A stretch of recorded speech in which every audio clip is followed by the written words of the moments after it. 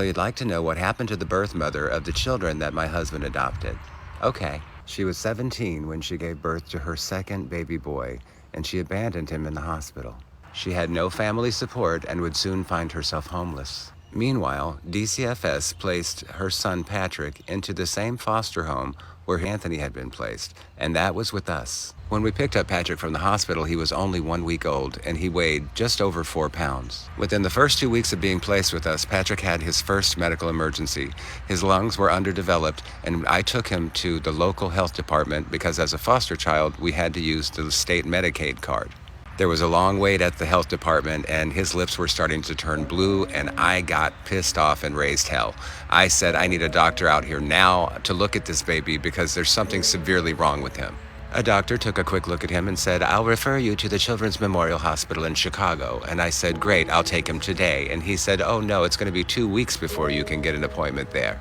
I said to the doctor, are you stupid? This baby's lips are turning purple. Do you really think he has another 2 weeks? I called my husband at work. He met me at the emergency room. We got the baby signed in, and he had to be airlifted to Milwaukee to the Children's Memorial Hospital there.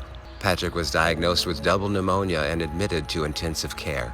He was so tiny they had to put a needle in a vein in his head for the IV because that was the only vein big enough to accommodate it.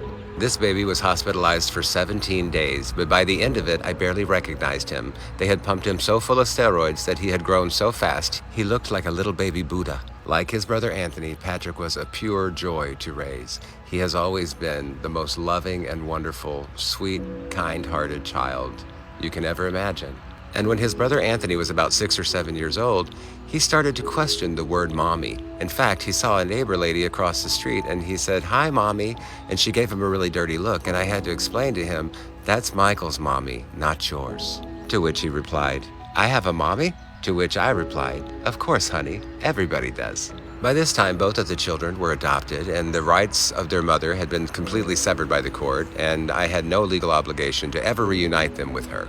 But I absolutely wanted to do so. So I performed my first internet background check and I located her, and she happened to be only 15 minutes away from our home. You can imagine her surprise when I showed up knocking on her door and she answered and said, who are you? And I said, I'm your baby daddy. Follow for the next part.